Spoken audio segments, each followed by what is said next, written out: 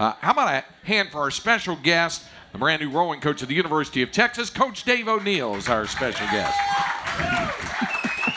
This is a guy who is no stranger to winning titles. After all, here's a guy who led Cal to 2 NCAA national championships and taking Cal to the NCAA championships in each of his 16 seasons in Berkeley. So you've adjusted everything in Austin here, right? Oh, it's been I've been here about 5-6 weeks so far, and totally adjusted. Okay, I'll ask you the same question that was put to Coach Strong. What do you like best about living in Austin? Yeah, we're still getting settled, but man, for a crew coach, like he gets up early even for a rowing coach. My goodness, getting up at 4 a.m. That's early for us. There's some good barbecue for sure. I think the best thing, Lady Bird Lake and running around the trails around Lady Bird Lake, that's been fantastic. And Zilker Park's been pretty cool too. Well, since you bring up Lady Bird Lake, I wanted to get your thoughts on what are the nuances, the similarities, the differences of how you coach there at Cal with what you have to work with and the head of the waters that you deal with around here. Yeah, for every situation there's good and bad, and I'm still figuring out, how to maximize, all the positives about here at, here at UT. And, the waterway is a little bit different. So we might row with some different boats at times. The training might be a little bit different, but it's going to be good. It's going to be really good. This summer in Italy, Dave led the U.S. Women's Under-23 Women's National Team to 2 gold medals and a silver at the World Championship. So your influence, pretty much a level at an influence pretty big at the national level as well. What was that like to coach in Italy? It was pretty cool, but it's kind of funny. Like I've been to the Olympics and World Championships, and it's like a regatta. There's not much sightseeing. And then you start seeing, whether it's at NCAA championships, you see the same coaches year after year, and you get to know them. And then if you're, at the international scene, you see the same coaches. Like, oh, here's the Italian coaches and the German coaches and the British coaches.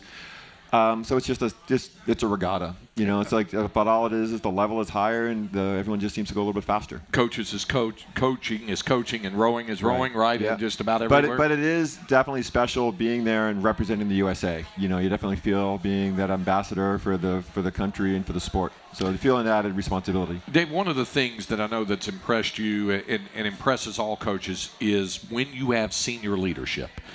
Student athletes always make a big difference with senior leadership. Oh, yeah. How was that defined, what you've seen so far out of your group? It's been great. My first team meeting maybe 3 weeks ago, and I was like, hey, I realize that this is different. This is going to be a change, and maybe this is what you guys expected.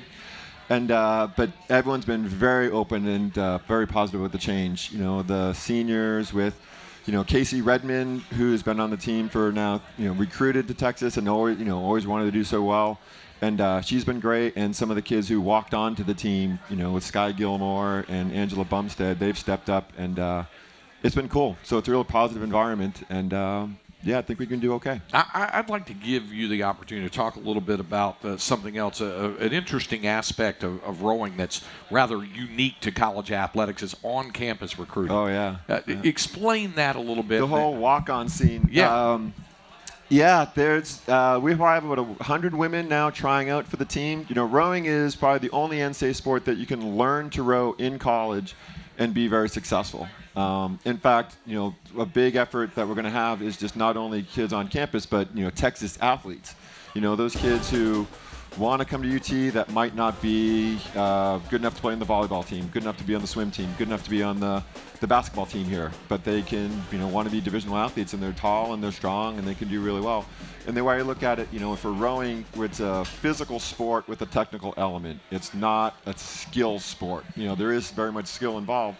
But if you work hard, have a good attitude, you're tall and strong, you can do really, really well. Half of the Olympic team, half the 2012 Olympic team learned to row in college, and half of them came home with a medal.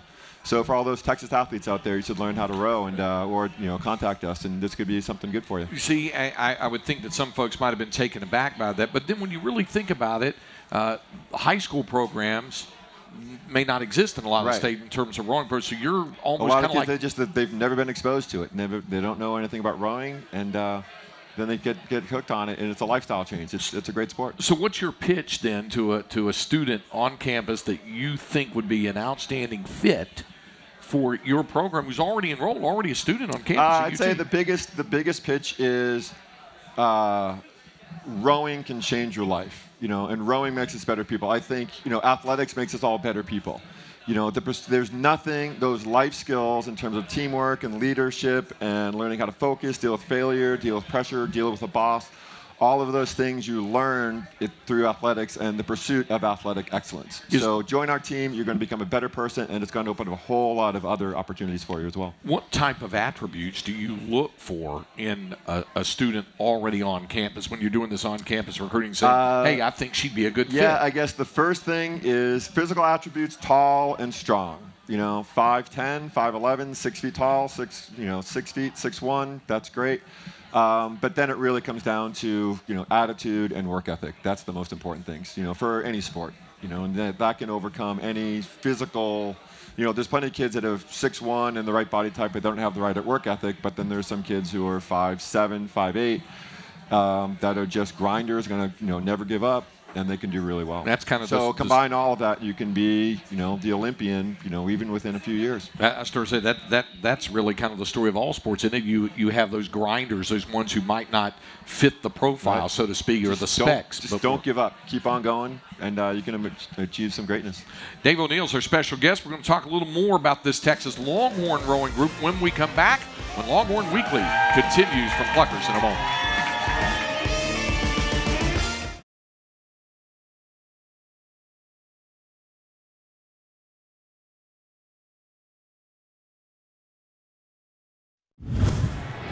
Handoff, Gray, right side, big running room to the 30, Jonathan to the 20, Jay Gray to the 15 and down inside the 10-yard line. The Longhorns get a huge run of seal on the outside, and Jonathan Gray rumbles 31 yards. It'll be first and goal, Texas at the UCLA 10. Back to Longhorn Weekly. Our friends at Pizza Hut would like to remind you to order the big dinner box and play flick football for a chance to win 2 tickets to the AT&T Red River Showdown. Video your game and post it to Instagram by September 26th for your chance to win. Learn more at pizzahutflickfootball.com. University of Texas rowing coach Dave O'Neill is with us right now, and I asked you about settling into Austin, but a lot of folks said that there's a lot of similarities between Austin and Berkeley. There's some things like, have you noticed anything? Yeah, like there have been quite a few similarities, but Austin seems I don't know, a little bit hipper, a little bit than Berkeley. Wow. Yeah, there's certainly how do I put it? I've noticed that here in Austin there's a lot of, in Berkeley there's a lot of fit people and a lot of tattooed people. But here, they're fit and tattooed. There you go. So maybe the tattoo is more of like on an artsy side rather than. That's a good way to describe it.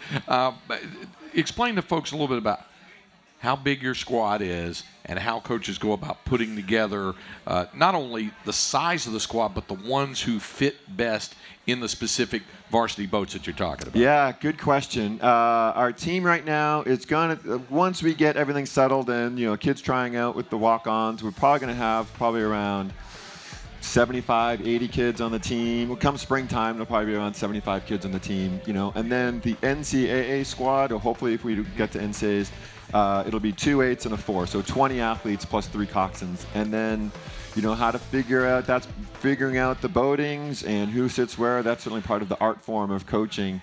It's not as simple as a swim coach or a track coach. Just go and get the time and you're done. It's getting people in the right spots. And so there's a lot of physical testing. You get on the Concept 2 rowing machine and 2,000 meters and go. And I was at a CrossFit yesterday and looking at their times. They have, CrossFit, they have all posted the times for everything, and taking a look at some of the guys' 2K times. I'm like, okay, they wouldn't be making our team. So that'll be, that's a big selection. And then we'll do stuff in small boats and in the bigger boats and seat racing. That's a thing for a big thing for rowing, to figure out how to do boating. So that's all part of the process. Is recruiting for an 8-boat or 4-boat different, the type of athlete you're looking for to, and how different is it recruiting a coxswain? Good question. We don't care 4 or 8. We just want good, strong kids, and then we'll figure out where they go. And in fact, the first 8 is the priority. So get the biggest, strongest kids in there, teach them how to row, skill, get them strong, race well, and they'll go fast. And then the coxswain, that's certainly more subjective, finding those smaller kids who are good leaders. They can think on their feet, take direction, Good voices. Yeah, good voices, but sometimes I'm actually telling them to say less, but what they say has to have meaning. So, sometimes less yelling, more airline pilot, but have to be the airline, know when to be the airline pilot, know when to be the drill sergeant, know when to be the cheerleader, and all combined within a 2,000-meter or 6-minute race. So that's part of the figuring out Do you have what to do. Do you have athletes who come to you and say, I want to be a coxswain? That's specifically what they feel that they were called to do. And that's yes, what they and hopefully they're about that tall, weigh 110 pounds. If they're that tall and 200 pounds, no, you're not going to be a coxswain. So the coxswains, they're the small kids. Texas will compete next month at the head of the Colorado on Lady Bird Lake, and most of the regattas obviously are held in spring in advance of the Big 12 championships in May and the NCAAs in late May and into June. So how does this particular event help prepare your group for what's to come in the spring? Good question. I'm something that guides me every day. I'm always reminding myself the main thing is keeping the main thing the main thing. And the main thing for us is go as fast as we can on May 17th. That's the Big 12 championship. So the racing in the fall, it's just entirely preparation for the spring. So in terms of how we're racing and doing another crew, I don't really care. It's all going to be like what's the skill, how are they doing in terms of the preparation and the focus. It's not going to be a matter of what's the times for those races. It's all getting geared up for later on. It's interesting you say that because I've talked to Augie Garrido, the Longhorn baseball coach, about fall ball games, and they have the fall workouts, and then they've had some games in the past against Vanderbilt or Baylor or Texas State or whatever, and I talk about the importance of those games. He goes, the opponent is not so much the thing. It's good to have it there, but it's all with an eye to preparing to getting those guys back in January and getting ready for the start and of I've the even 12 told the team in our first meeting, be prepared to train more and race less. In the fall, they're going to race a lot less than they have in the past. And in the spring, we'll have races, and it'll be all gearing them up towards doing well at the Big 12 championships. So that's going to be the qualifier to go to the NCAAs. In Texas, we've never been there as a team. It's a team championship now with those 3 boats. And, I'm certainly here and, have some high aspirations. So let's get it done. So hook 'em horns. All right. Thanks for the time, Dave. Appreciate it. Thank you. Dave O'Neill, Texas rowing coach, with us. Coming up, Coach Strong will rejoin us when Longhorn Weekly, live from Pluckers, the Westlake campus location, continues on the Longhorn IMG Radio Network.